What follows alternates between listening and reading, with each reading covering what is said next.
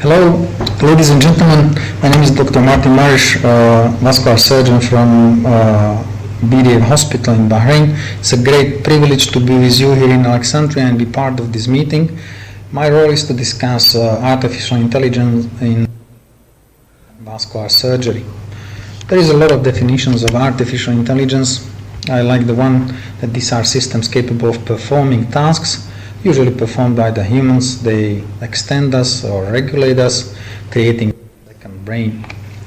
The game changer in recent technologies is the capability of these machines to learn by themselves. They are able to provide a predictive analysis and they are capable of learning themselves from this data. This is a definition which is very difficult to imagine, like what does it mean, what is the capability. So let me tell you the short story of a chess game. I still remember Garry Kasparov playing first time the Blue Computer in 1997 because the newspapers were full of the articles about a human brain challenging the computer first time. And I remember the Garry Kasparov winning the first set of games, and we've been very satisfied by human brain being more capable than the computer.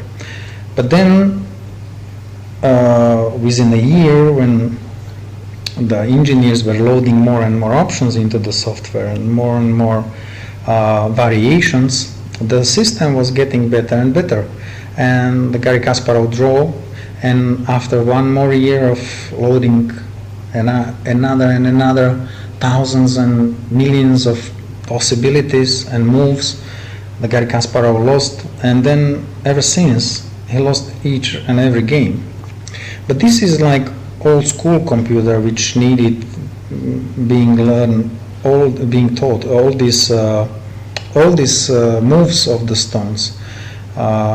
The future is in the hand of AlphaZero. It's the new software capable of learning chess by itself. So the only thing we put into the AlphaZero was the 6 different moves of each particular stones in a chess game, nothing else. And it took only 4 hours for this computer to become undefeatable, not only by humans, but also by any other chess game software. So this is 4 hours and become like the master like never before. This is the capability. And other programs are programs of natural language processing. This is like programs like ChatGPT and the new versions by Google, Microsoft, and we are waiting for Elon Musk to come up with its own. These are softwares working with the language. They are able to create classifications, they extract data, and they are capable of translating. This is fantastic tool in any way we are working with the language, so it means the writing the articles, analyzing the articles. It's a fantastic tool for the medical students to learn medicine, also for us as educators to teach medicine itself.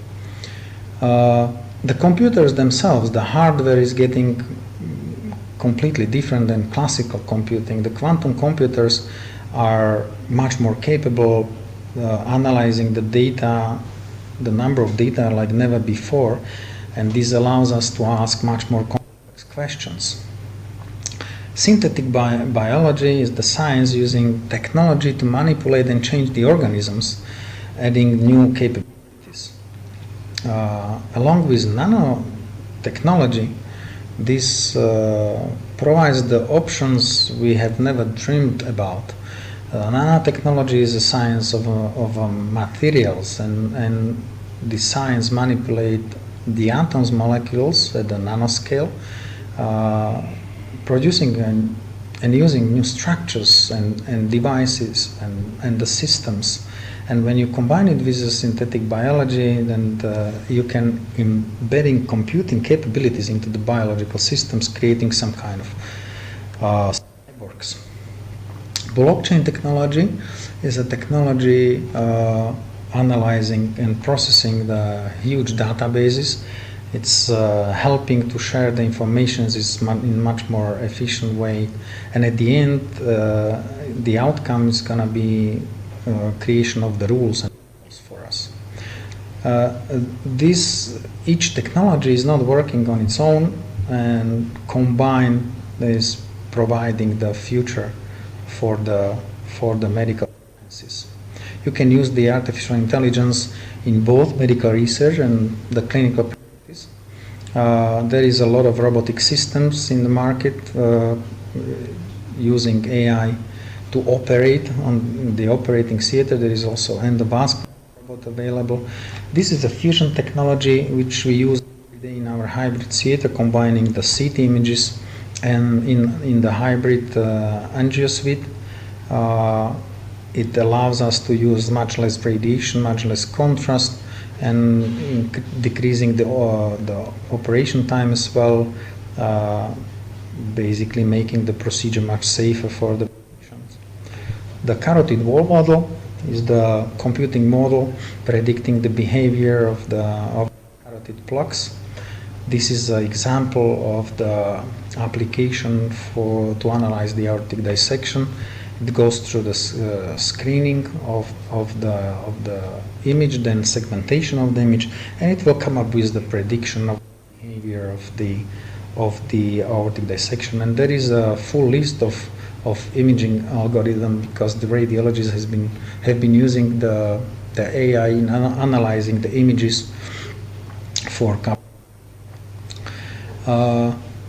This data processing provides the advanced creation of the advanced database and monitoring. It can follow and track the instruments, and it helps in optimization in the operating theater. It helps in the education and publishing. It creates the predictive models for different vascular pathologies, and at the end, it's personal healthcare. It can analyze the biomarkers in early diagnosis, and again, you can combine this with the imaging and predict the behavior of the different vascular diagnoses. But there is also a lot of concerns. There is a concern about the medical consent. There is an issue about an access to the informations, about the equity in a healthcare. It might be complicated to explain to the patient this decision-making process made by the computer. Also, there is a serious concern about the privacy, because we will be sharing a lot of sensitive data. And also, these systems are only as good as the data you are loading inside. So if the data are biased, then the outcome will be biased as well. So in the end, what is the future of medicine? I have no idea, because it's unprecedented. We have never been at this point, and it's unpredictable at this point.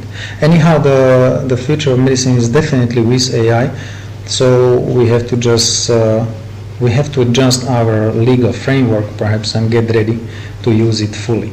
Thank you very much for your attention. Happy to take the questions.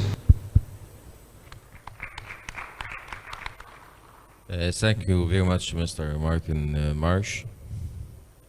Next speaker, Dr. Ahmed Khairi, will talk about mangled extremity severity scoring for assessment of extremity vascular trauma. Is it reliable? تفضل.